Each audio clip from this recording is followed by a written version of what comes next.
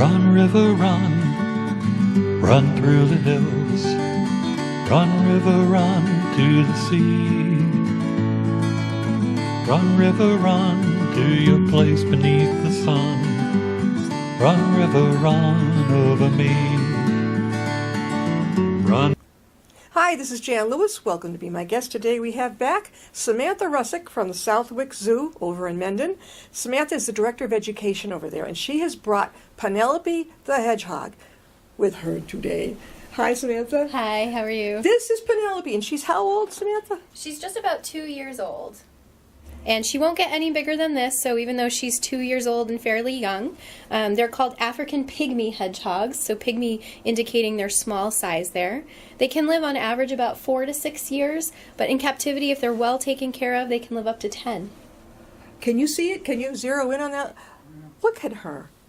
And she came, a person who works at the zoo, had her as a pet, and said you folks could take better care of her. Yeah, so you can have hedgehogs as pets. Not in all states. They're regulated in a lot of states where you need to have a special permit or you can't have them at all. But they are quite popular as pets where you can have them. But they do require a lot of particular care. Like what? What's Samantha? So they're considered to be insectivores, which means they eat insects. So you have to be comfortable feeding them things like worms and crickets. They have to get special food. Some people use kitten food, but it's not quite the same. You know, Yeah. they're a little different than a kitten. Oh. They're also nocturnal, which means they're up mostly at night and sleeping during the day. She's trying to kind of dig around in this pillowcase here to put her head back in so she can take a little nap there. I told Samantha she reminds me of the guinea pigs that I've had. Yes. So sweet. And Yeah. those quills are not what you think. I mean, they're pretty solid. Yeah, so those quills, they're modified hairs, so they are made out of the same material that our hair is made out of, just much thicker, of course. Keratin? Keratin, exactly, yeah. And her defense, though, is when she rolls into a ball, those quills will stick out in all different directions, and to grab her when she's like that would be like kind of putting your hand on a pin cushion. That's to protect her, right? So that protects her, yeah. So the fact that she's not in a ball and her quills are laying down is a very good sign. It means she's comfortable and just kind of checking out her surroundings. Where's she from, Samantha? So they are native to Africa. We do have different kind of hedgehog species in Europe and in North America, but you wouldn't see something looking exactly like her roaming around anywhere near here. No. Do they make good pets? They do, if you're willing to take care of them. They can be very social, very lovable. Oh, look, she's trying to get up. Yeah, she's trying to dig down into her pillowcase. I saw a little leg go. We'll let her kind of hide in a bit. I want everyone to get a chance to see her cute face. Can you see her okay over there? Yeah, can you get zero in? Yeah, but just like any pet, you know, different pets have different requirements, so it's just something you should definitely research and look into before you make that decision. All right, so Samantha, when you feed Penelope, are these worms and insects dead or alive? Sometimes both. So she gets her kind of dry diet. We give her some fruits and veggies as well. And then with the bugs, it depends. So sometimes we give her dried mealworms. She really likes to crunch down on those. And sometimes we give her live mealworms. And the process of hunting them in her little house enclosure gives her something to do and keep her busy. What kind of fruits does she eat? I'm trying to think of her favorites lately. She's been pretty picky lately, but we've tried things like grapes, apples, pieces of pear, things like that. And then veggies, she tends to like kind of the greens, so green beans, peas, things like Look that. at her.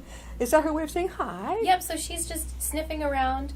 So because they're nocturnal, their eyesight isn't the greatest. Yeah. You know, at night seeing isn't really helpful because everything's dark anyway. So she really relies on her hearing with those nice big ears and her nose for sniffing around her environment. And she'll also use those to find her food sources. So if she were out in the wild, she'd be looking for those bugs. So she'd be listening for them underground and then smelling for them. And then she'll dig down into the dirt, sort of like she's doing now in this pillowcase, to either find those bugs or to make a burrow to go to sleep in. At Southwick now, she's not out where we all walk around. She's in Correct. another place, right? Yeah, so Penelope here is in our Earth Discovery Center, which is our main education building. If you're familiar with the zoo, it's across from the chimpanzee exhibit. Okay. so sort of on the far side of the zoo there. Yeah. Is it more closer to the zip ride? Yes, fairly close to the zip line. Right. And she's one of our ambassador animals, which means we use her for a lot of our educational programs where we go to schools or we bring her out at the zoo to talk about her. I bet the kids absolutely love this. They love I her, love yeah. how good with the kids thing. Do they ever want to touch her? They do, yeah. And so we do present her in a way. We always present so that they're not going to get bit or hurt themselves, and you can gently touch her. And we just keep an eye on our animals. If she's showing any signs of feeling stressed or anything like that, we'll give her a break and put her away. It's coarse. It looks so soft. Yeah, it looks so. Her belly is pretty soft, but she doesn't like to be turned upside down. No, I don't think she does. So I can't unfortunately show you that. But yeah, those quills are really hard, almost plasticky in a sense. When they're all lying in the same direction, they're not too much of a danger. It's when she rolls herself and sticks those quills out in all different directions that they become a good defense mechanism. Those little legs are a riot. They're those see her delicate. little It's like a baby foot kitten. sticking out there. It's got this little leg that looks like a baby cat. What are the predators that go after them in Africa? What do they have to be careful of? So even though she's not a rodent, she's fills a very similar role in the ecosystem, meaning, she's eating those bugs, living in those low bushes and hedges. Yeah. So really anything that would eat rodents would try and eat her as well. Yeah, but they get hurt with the quills. They would get hurt with the quills, yeah. So they've got to be really careful when they grab hedgehogs, and they're more likely to go after, a softer mouse or rat or something that doesn't have those nice protected quills there. She's pretty well protected. Now, how old again is she? She's only about 2 years old. And she's well taken care of in captivity, up to 10 years. Up to 10 years, yeah. What's the oldest living hedgehog? Oh, that's a good question. I'm not sure. Maybe they could go even longer. It's possible, yeah. So animals that get all of their needs taken care of by humans, we give her all of her food. She doesn't have to worry about a predator trying to catch her. Yeah. We give her heat if it's too cold. Give her toys to play with. They live long, happy lives. So she's used to, coming from Africa, hedgehogs are used to hot. Yes, so we have a heating pad in her enclosure, and that's where she spends most of her time, especially when she's sleeping. We'll be right on top of that heating pad to stay nice and warm. Oh.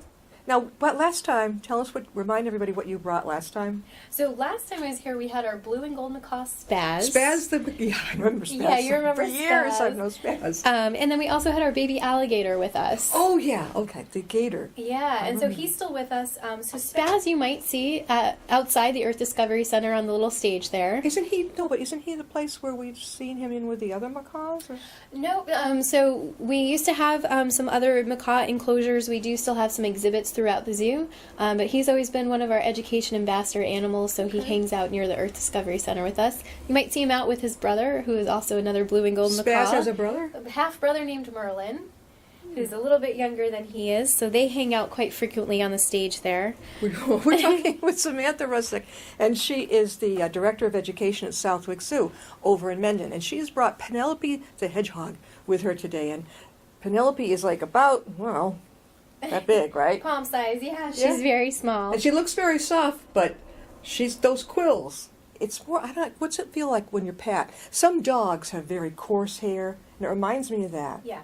Reminds me a little bit. How long have you been at the zoo, Samantha? So this is my 4th season at the zoo, and it's really great. There's something a little bit new and different every year. Yeah. So it keeps things very interesting and very fun, and you never know what's going to happen at a day at Southwick Zoo.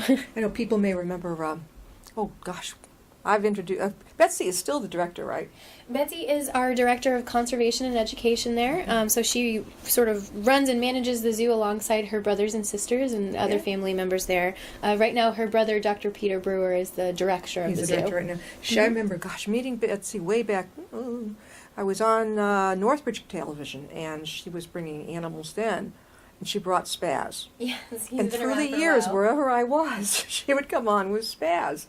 It was always so much fun, and I never know what they're going to bring. I know you asked me, no creepy crawlies, Yes. no snakes. I mean, that's all I need. I don't know. You don't mind snakes? I don't mind them.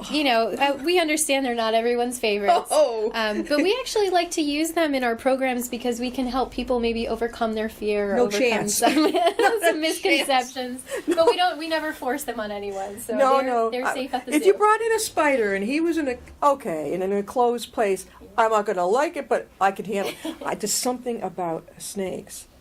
It's just, Even if I see a little harmless garter snake, I'm like, whoa, it's like, I don't want him. This is so cuddly looking.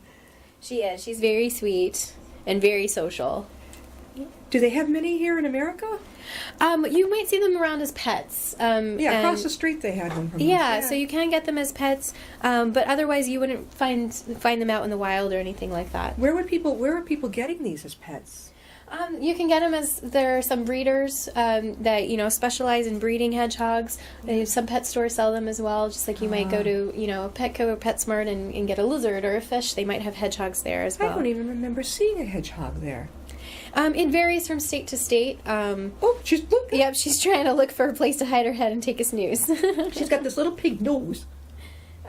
But she's doing great here. Like I said, we would know if at any time she was feeling really scared, she would roll right into that ball, and then we would know maybe it's time to put her away. Is it like the size of a fist when she goes into a ball? Yep, so her head tucks right next to her bottom, and so it's just like a fist. She can, not many of us can do that. She can actually put her nose right into her butt area. Pretty much, yeah. And she's in a ball. And she's completely in a ball, yeah. Is her fur up?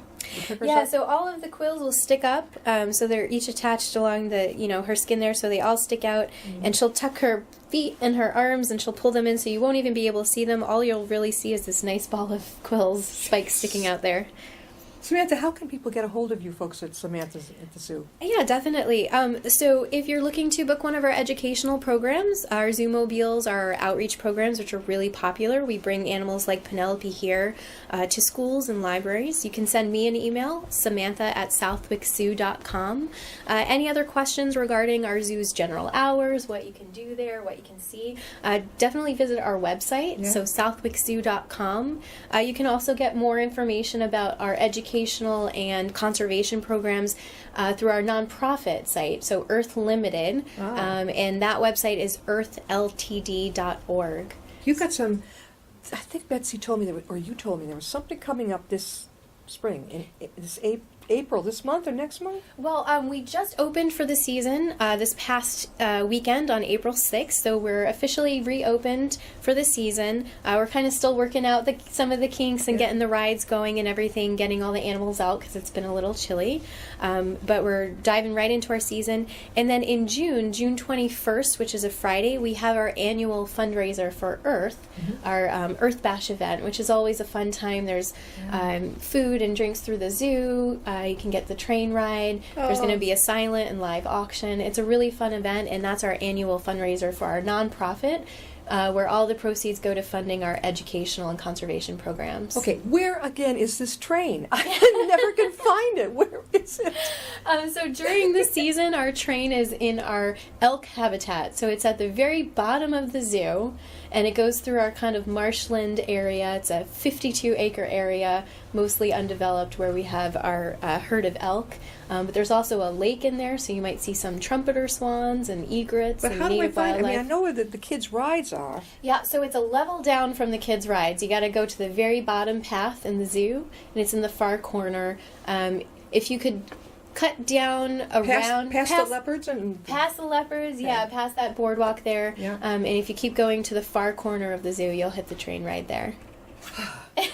That's been one of the biggest things I've been looking forward to, and it's like, where is it? By that time, the kids are exhausted. Yes. Everybody's hot. I'm like, well, next time.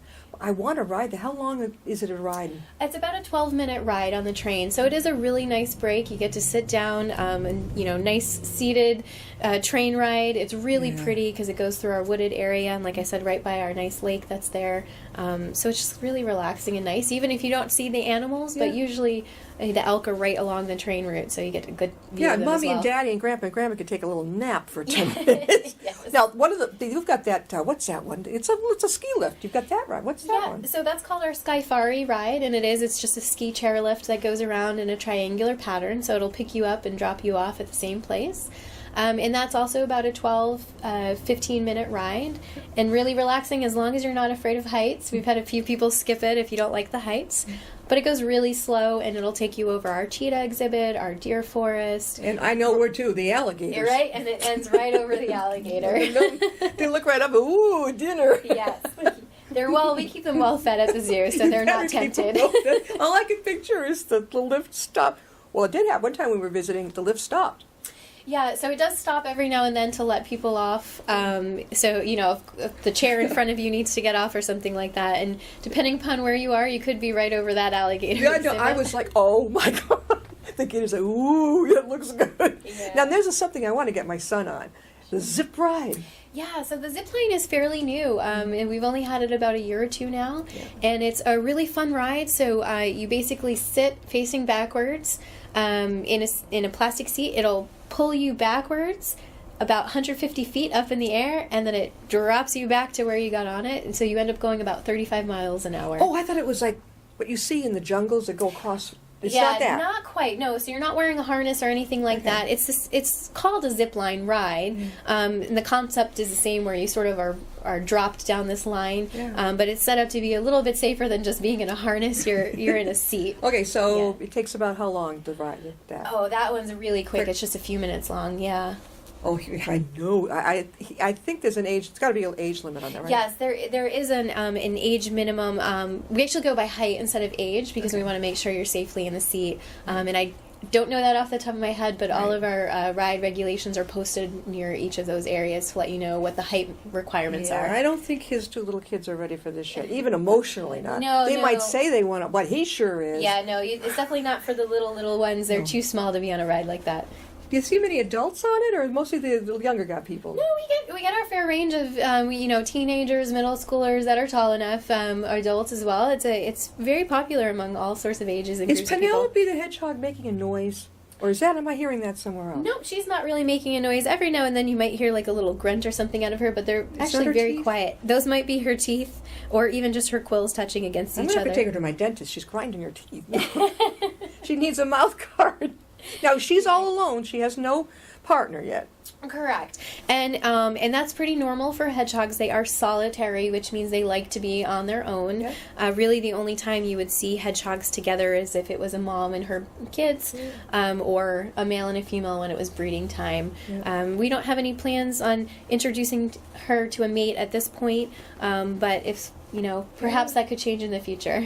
Yeah, I know it. Now, do they still have that guinea pig thing? You go down under and you can look and watch the guinea pigs, is it? Not the guinea pigs, the prairie dogs. Prairie dogs. We do have an area, where you could get a better view of them. And they are on exhibit. Yeah. They're still buried a little bit right now because it's still a little chilly out, but they'll be out and about once it warms up. I remember the guinea pig thing. You could look over the thing at them. Yeah, so we do. So we do have a separate enclosure for our guinea pigs, near our petting zoo area, where it's sort of a circular concrete exhibit, where you can look over the concrete barrier, and we have guinea pigs running around. Well, those little piggies can't crawl up. They can't get out. No, they can't climb up there. That's why that's designed for them. We brought the kids, right? And I'm thinking, oh, they're going to love to walk through the zoo and everything. You know what they made a beeline for were two things: the rides and the reptile house. Yes. What is it? And my little granddaughter, what does she come out with in the gift house? A rubber snake, like her little brother. I'm like, I would have been back then looking for those stuffed animals. Yeah. She comes out with a snake. I'm like, whoa, that's my relation. They loved it. And those rides, you couldn't get them off. Yeah. The kids love those rides there. What's that one? It goes. You sit and it goes. I believe that's what we call our frog hopper ride. Oh, it hops up and down like a frog. They love that, and then of course the little rides that go around. Yeah, the car rides. There's something else. They have shows over there. We do, yeah. We offer a lot of educational shows and presentations throughout the day in two main areas. So we have our bird show area, which is at the bottom of the zoo. If you walk through the entrance and keep going down to the bottom level, close to where the rhinos are. Yeah. And we do a lot of presentations with our parrots and other birds that are trained to be our ambassador animals there. So we talk all about parrot adaptations and do birds make good pets and all sorts of fun stuff like that. And then we also give educational presentations at our Earth Discovery Center, our education building. And Penelope is one of the stars. Penelope is one of the stars. We have a variety of animals there, so you never know what you're going to see. It could be an invertebrate, it could be a spider, it could be a snake or a lizard. No, spider okay. Or it could be one of the mammals that we have. One of my favorite things there is when you first walk into Southwick Zoo, you go through where your tickets are, and then you go through, and it's always been a favorite, those big old turtles. I wanted, you could ride those, couldn't you? Could you just... Well, we don't recommend riding them, but they are certainly My big son would enough. love it. He wanted me to ask you. He has a, what's its name? Something slider turtle. It's exotic and it gets bigger. Yes. He's got it. That turtle is living large. Wally, if you're watching, that turtle is living better than a lot of people are. He's got this beautiful tank, but he found out it's a girl. He named it Bowser. Oh. And all of a sudden he noticed eggs. Yes. I'm like, well, are you going to change her name? Typical guy goes, no, it's Bowser. Well, a turtle already knows her name, a name's a name. So that's probably a red-eared slider. That's what he has, yeah. So they are common as pets around here, but they have been outlawed in Massachusetts. So if you have one, you've already had one, you're grandfathered in, but no new red-eared sliders can become pets in Massachusetts. Yeah. And that's because some people aren't as responsible as your son and get tired of taking care of them and will let them out in the wild, which is a big no-no. And so they outcompete all of the native turtles in the area. Well, good luck getting him to let go of that turtle. That turtle is his son. That is what we love to hear. We want someone invested in their pet and taking care of them for the long haul. Yeah, he loves that pet. Oh, my God. Yeah. I've never seen a kid so whacked out over a turtle. He's 26. Oh, he's a kid. And that's fine with me, but I didn't know he had... I know he used to... Well, he's got a cat. The cat doesn't pay any attention to the turtle. No, usually, cats, once they realize it's not something they can play with or it's not a food source, they just let it be. Have we got any new animals over at the zoo? Nothing new in terms of exhibit, to our collection, but we always have new babies, of course, every spring. So we have a few monkey babies. We had a scimitar horned oryx, which is a type of an antelope. So you'll find those in our African Plains exhibit at the top of the zoo. They're in with our zebra and ostrich. They're the white ones with the nice, really long horns on them. And what's really interesting about oryx, or that kind of oryx, is that they were actually considered extinct in the wild. Wow. And so it was thanks to breeding programs in zoos and reintroduction programs that now there's a population in the Middle East again. How did that happen? Hunting pressure and habitat destruction, they were all hunted out, and thankfully there were a collection in captivity being taken care of by people in zoos, and we were able to breed them and release them back with minimal interference, and they've been surviving. I believe they actually had their first set of babies out there from the released population, so they're doing quite well considering. How long have you had them at the zoo? We've had them at the zoo for quite a while, so a long time. And the ones we have at the zoo aren't ones that will be sent over to the Middle East. Yeah. They'll stay within the States. We might trade them between facilities, but they'll stay here, only because they're not raised in a way where they could survive on their own. They depend on us. Again, we're talking with Samantha Russak, and she's the Director of Education at Southwick Zoo over in Mendon. And she, if you can hold her up again, she has brought the hedgehog, Miss Penelope. And Penelope is, very young. She's only a couple of years old. Yeah. And she hasn't been, she looks very happy. Yep, she's just been she's been trying to bury her head in this pillowcase here so she can go back to sleeping. She's usually more awake and active at night, but she's also just kind of using her nose to sniff around and figure out where she is. Her little legs remind me of either a kitten or a guinea pig's legs. Or a hamster. Yeah, they're very, very tiny.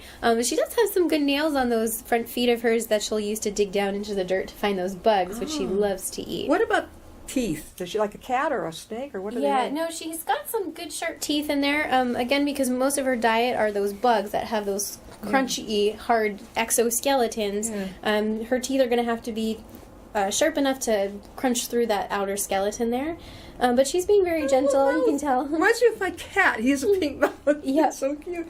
So she's got that nice little cute little nose there and a nice little pink tongue in her mouth there that she's using to sniff around right now. I bet it's hard when you go to the schools with the kids. I bet the kids don't want you to leave the room. No, they get very excited. Each animal, so usually when we do our presentations, we do one animal at a time to make sure every animal is safe and gets the adequate attention they need. And every time we bring a new animal out, there's always a new fascination and new excitement for the students. So it's really great. It's very enjoyable to be able to bring our animals and show them to the students. How far out do you go? What other schools besides? We do. We've had programs that have taken us as far as 2 hours away. We try not to do the longer drives just to limit the amount of time our animals are in crates and being transported. Yeah. But we really want to offer opportunities for those students in areas that can't make it to the zoo, either because of distance or funding, landing, where we can go out and That's bring great. some of our animals to them. So What to the inner cities? Yep, yeah, so we're in the Boston area and the Worcester area. We go down to Rhode Island quite a bit as How about well. Springfield? We've had a few in Springfield. They're kind of on our outer edge limit there, since they're a little bit further away. But yeah, we've been all over. And it's Do you still have the... my son had a blast with his little kids riding on the camel. I've got pictures of them. Yeah, so we do still offer camel rides each season. They haven't quite started yet because it's a little bit cold out.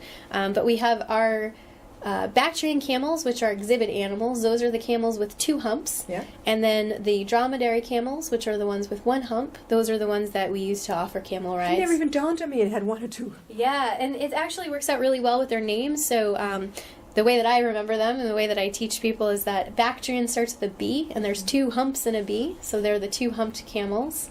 It was a very well-behaved camel. Yes. I mean, he didn't try to dump the kids at all. Nope. And our dromedaries, those are the ones that start with a D, so D only has 1 bump in the letter, and so Okay. those are our 1-humped camels.